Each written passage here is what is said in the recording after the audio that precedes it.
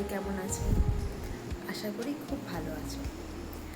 আমি কিছুদিন আগে তোমাদের সাথে একটা চায়ের রেসিপি শেয়ার করেছিলাম, সেটা হচ্ছে জবা ফুলের চা, হিবিস্কাস টি।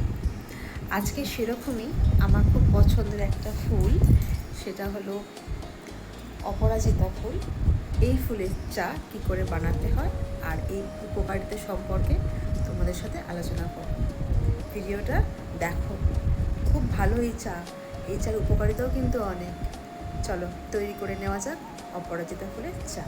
আমার কাছে অপরাজিতা ফুল আর এই ফুলেরই চা করে তোমাদের দেখাবো। কাছ থেকে ফুলগুলো তুলে নিয়ে দেখো, আমার কাছে অপরাজিতা ফুল।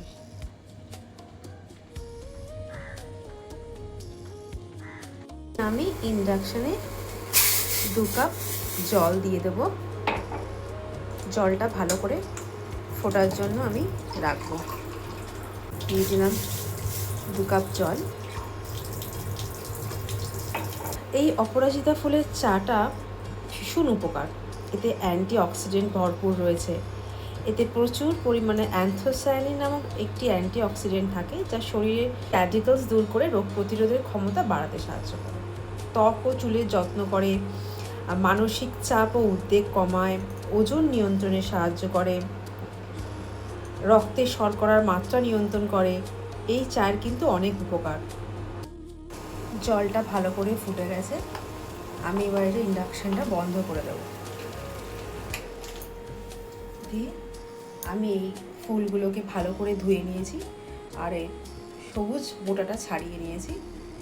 ফুলগুলো চায়ের মধ্যে দিয়ে আমি ঢাকা দিয়ে রাখবো 5 মিনিটের জন্য। মিনিট হয়ে গেছে, আমি এবার ঢাকনাটা খুলব। ওয়াও, দেখো রঙটা কিন্তু অসম্ভব সুন্দর, একটা নীল রং হয়েছে। এবার আমি কাপের মধ্যে চাটা ছেঁকে নেব।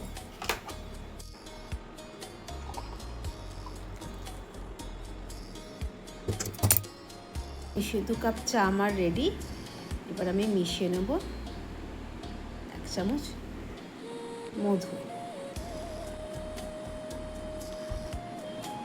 মধু মিশিয়ে নিলাম।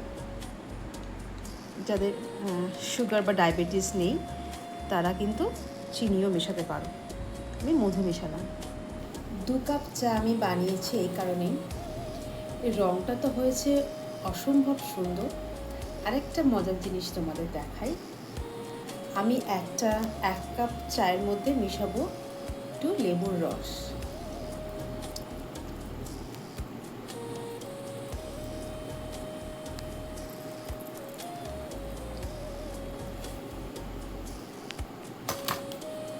আর একটা রাখবো প্লেন। লেবুর রস মেশানোর ফলে দেখো চায়ের রঙটা হয়ে গেল একদম বেগুনি। এবার তোমরাই দেখো, বেগুনি চা খাবে না নীল চা খাবে? লেবু দিলে এই কালারটা চেঞ্জ হয়ে যায়। আমার তো এই কালারটা খুব ভালো লাগছে। কিন্তু উপকারিতা সম্পর্কে তোমাদের তো বললাম, যদি আরও জানতে চাও গুগল করেও দেখে নিতে পারো। লেবু ছাড়াও কিন্তু এটা খুব ভালো।